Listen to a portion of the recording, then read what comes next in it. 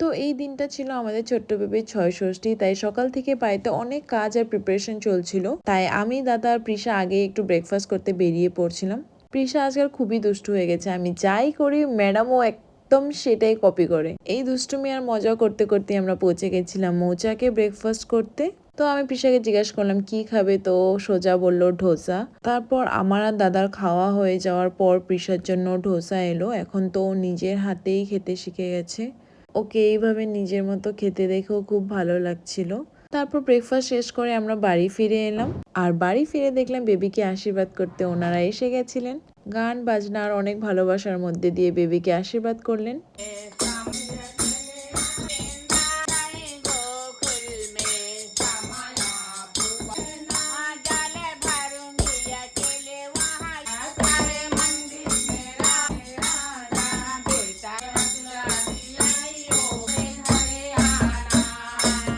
সাথে প্রিশাকেও মন ভরে আশীর্বাদ করলেন। প্রিশার সময়ও নাকি ওনারাই এসেছিলেন, প্রিশাকে আশীর্বাদ করেছিলেন।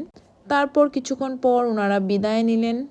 এরপর শুরু হলো ৬ ষষ্ঠীর আসল প্রিপারেশন। আমি রেডি হয়ে বোনকে নিয়ে বেরিয়ে পড়লাম যা যা দরকার সেই সব জিনিস কিনতে। আর বোনকে দেখে হাসি পেয়ে গেল, ড্রেসের ট্যাগটা খুলতে ভুলে গেছিল। তারপর আমি আর বোন একটু ফটো আর ভিডিওস তুলছিলাম।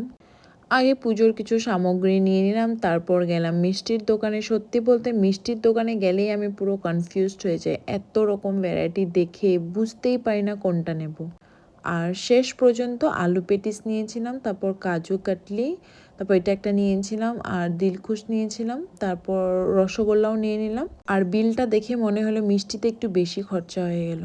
তারপর বেবিটার জন্য একটা সিলভার চেইন নিতে গেছিলাম, আর এটা ছিল মার বাবার পক্ষ থেকে ছোট্ট একটা উপহার।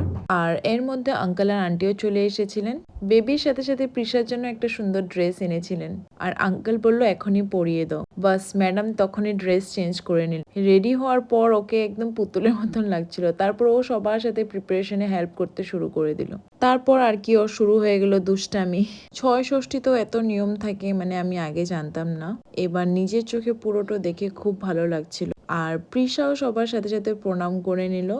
তারপর রাতে বোন একদম স্পেশাল করে কর্ন আর চিজ দিয়ে ম্যাগি বানিয়েছিল। খেতে এত মজা হয়েছিল যে সেটাই আমাদের ডিনার হয়ে গেল। আর এই যে ম্যাডাম খাচ্ছে না কি করছে ম্যাডামই জানে। তারপর রাত হতেই দাদার ডিউটি শুরু হয়ে গেছিল, প্রিশাকে মিল্ক খাওয়ানো। আর এইদিকে প্রিশা আবার কোনো একটা কারণে রাগ করে বসেছিল। পুরো ড্রামে বাজ। তো এইভাবে আমাদের ৬ ষষ্ঠীর দিনটা কেটে গেছিল। দেখা হবে নেক্সট ভিডিওতে। Okay bye.